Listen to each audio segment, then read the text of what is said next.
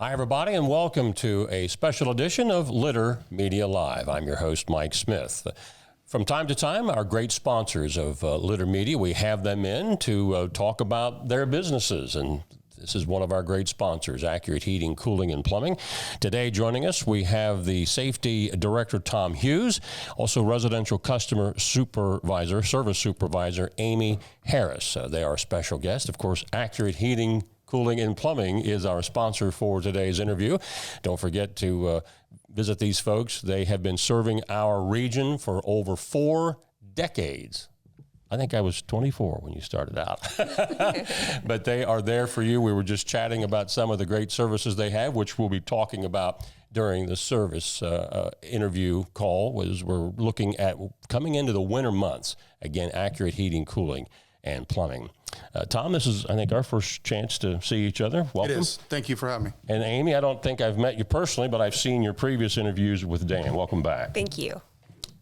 We're in that time of year where we're transitioning from warm weather to the colder weather. And when you're in the heating and cooling business especially, there are things that need to be done with our furnaces that maybe a person like me, the layman, may not know how important they are.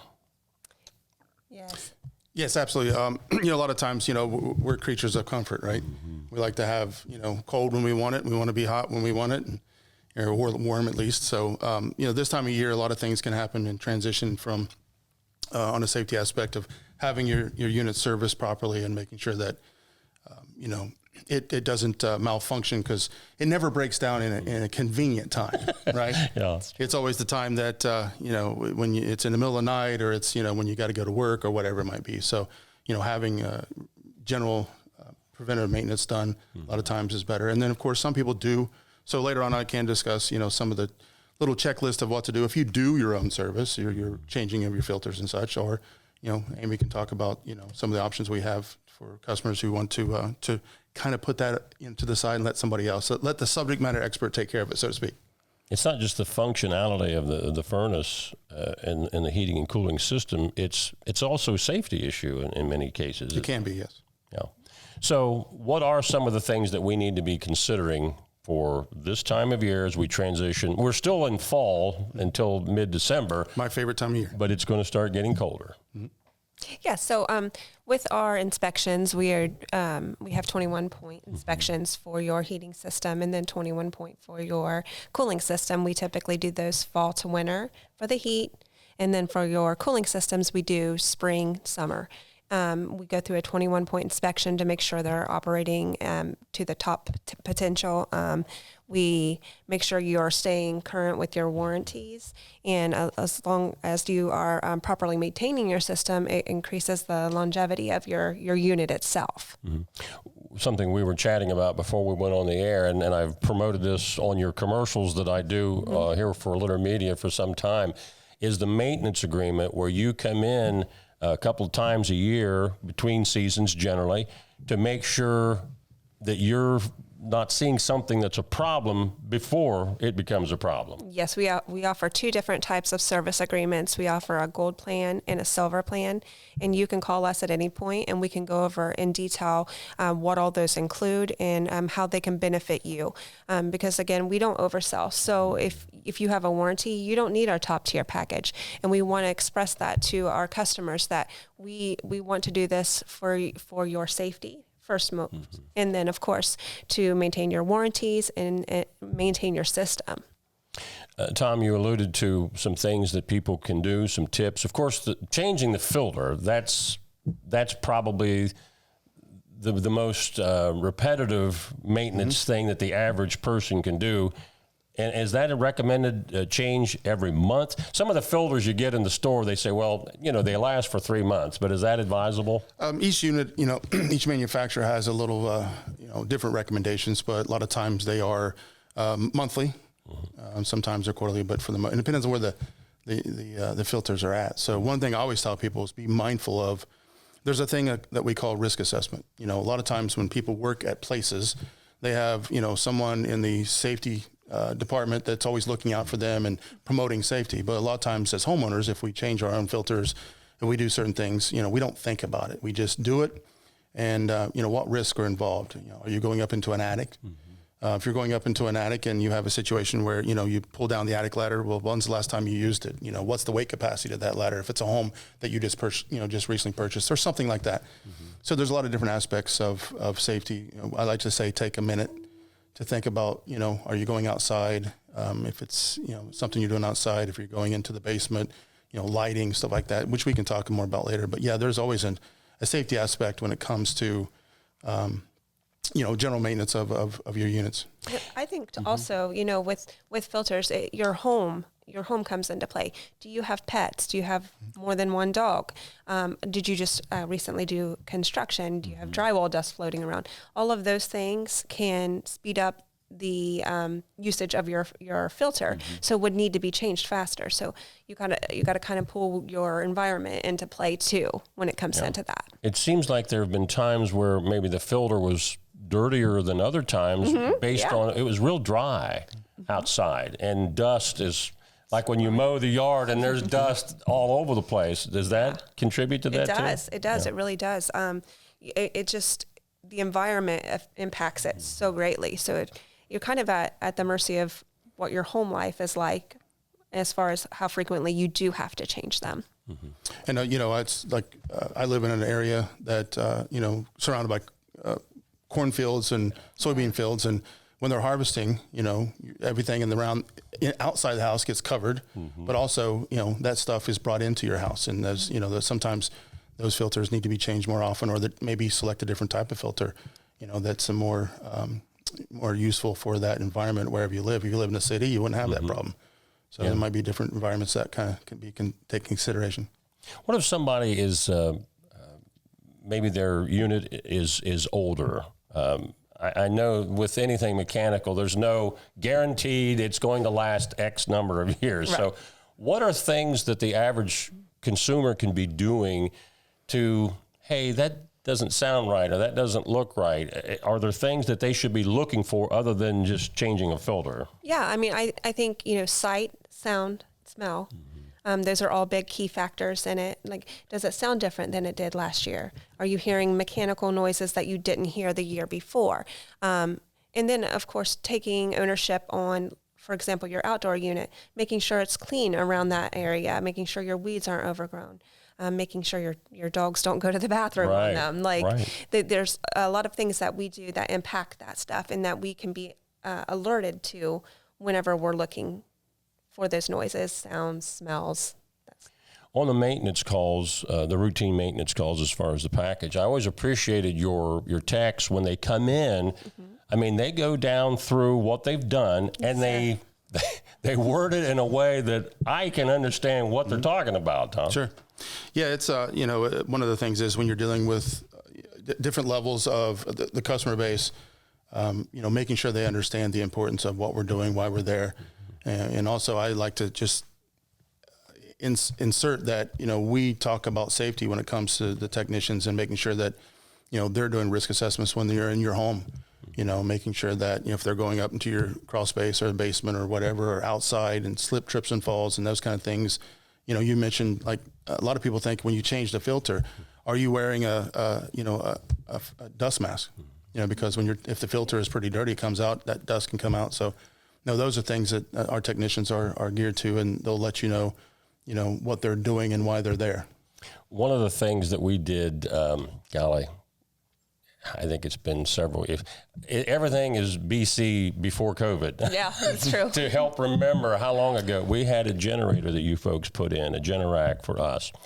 And it wasn't just a matter because when the lights go on and off, we have a sump pump in our basement. And if we have torrential rains, that basement floods. Yeah. Absolutely. And the old system that we had, when the lights went out, you were out of luck. Mm-hmm.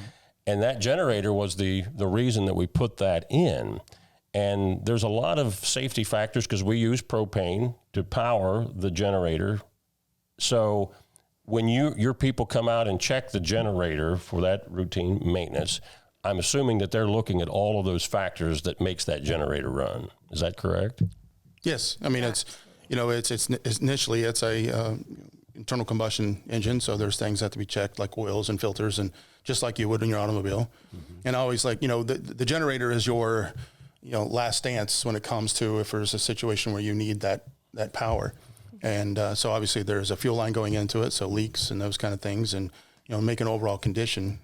Just like you could buy the best brand of vehicle you want, but if you don't, go in and do routine maintenance of changing oils and the manufacturer's recommendation of things, so generators are no different than that. If you've got a service agreement, that's kind of takes the worry off the table. Before we get into some other things that Amy wanted to talk about, any other safety issues that you wanted to touch on, Tom? Well, I just, again, we think about safety when we're at work, but not at home. A lot of people do certain things. So like, for instance, things that come to mind is PPE. When you're doing some type of service on your own individual home, are you wearing some safety glasses? Because there's a possibility that if you lost your eyesight or damaged your eyesight, that would be detrimental to the rest of your life. Having cut-resistant gloves. A lot of times when we're reaching into the units, I always tell people is make sure you're looking into that hole to make sure there's nothing in there that's going to, cut you or whatever. I do a lot of things like playing guitar, so I like to, if I cut my hand or my fingers, it might be hinder me being able to do that. Yeah. So you got slip, trips, and falls, ladder safety. How many times do people at home inspect their ladder or make sure that the ladder is safe to hold them, like weight limitations and stuff like that. So there's a lot of, and then secondary heating. A lot of times when we have rooms that this room is always cold, Yeah. Well, maybe it might be an issue with, the right return air or the design of the system or upgrading the system. But there's also, so we like to throw in those heaters. So making sure that those heaters are more modern heaters. I know my mama always had a heater as growing up that it looked like it was made in, when electricity, I think Edison decided, invented it, and she always pulled it out, right? But, having heaters that tip over, making sure if you're leaving the room, unplug it, don't daisy chain and don't put it into a power strip, keeping things away from it. And if you're using kerosene, obviously there's aspects of that, carbon dioxide.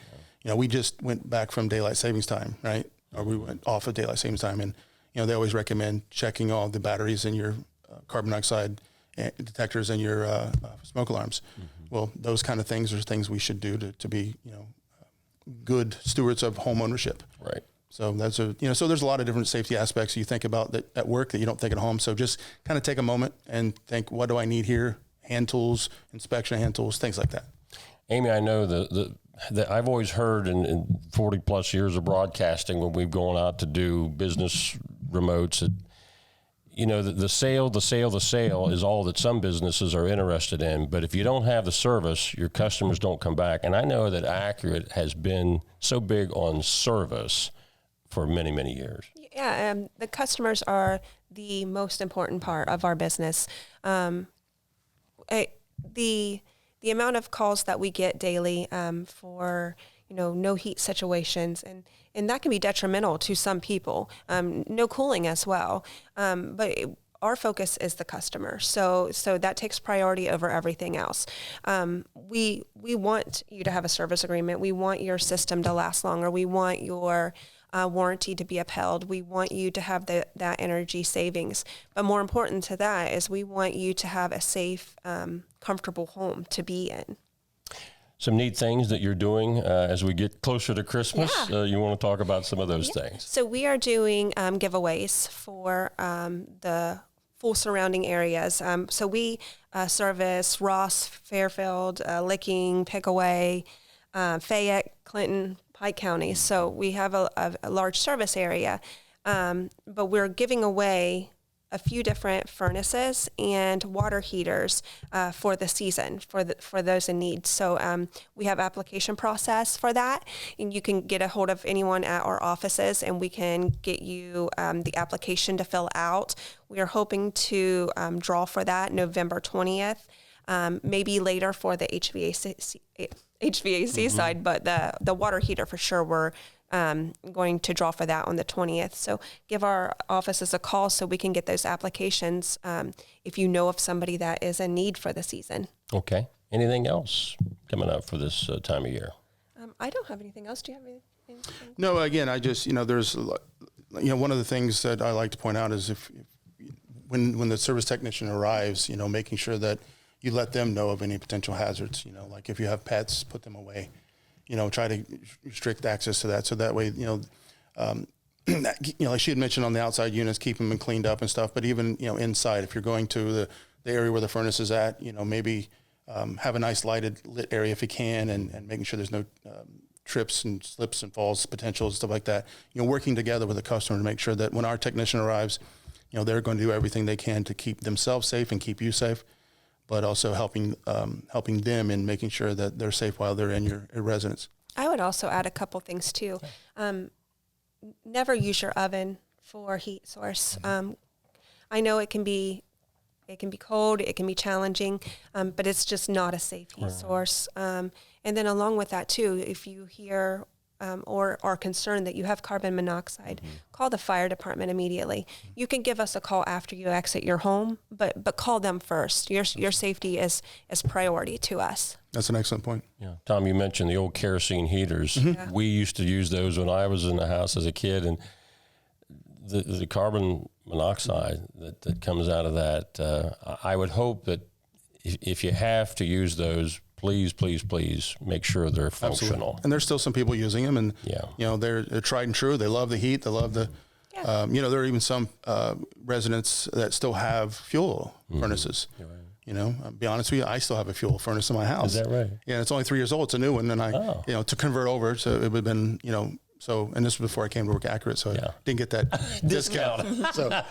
But yeah, so, even generators, a lot of times there's, if you think about in the wintertime, we hear a lot of house catching on fire, or people unfortunately getting, sick because they're running a generator inside a garage or it's not in an open area. So yeah, all those things, sometimes, they say that, common sense isn't that common. And some people, I think it is because when you're in a situation where you are cold, you have to take, you've got children or you've got, a relative that needs certain things, so you instantly start thinking about how can I get this up and running?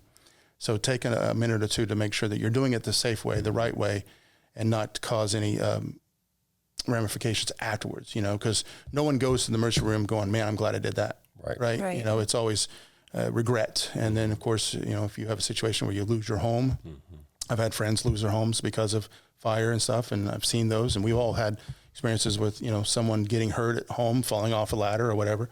So those kind of things is protect yourself, first and foremost, and then making sure that what you are doing, you're doing it safely, so that way you can continue on with your hobbies and interests and going to work and doing the things you like to do. And I always tell people I live to work. So, making sure that we can do the things we love to do and protect our family and be safe. Very good. Again, if you're already an Accurate heating, cooling, and plumbing customer, you know that these folks are out looking for your best interest. And if you're not a customer and you're shopping around, give Accurate a call, and they can take care of whatever it is that you're looking for as far as heating, cooling, and plumbing. I've used all 3 of those services over the years. Thank you. This is great. Yeah, it really is. Again, our guest today, Accurate Safety Director Tom Hughes, also Residential Customer Service Supervisor Amy Harris. They've been brought to you by Accurate Heating, Cooling, and Plumbing. Thank you. Yeah, thank you very much for having us out. I'm Mike Smith.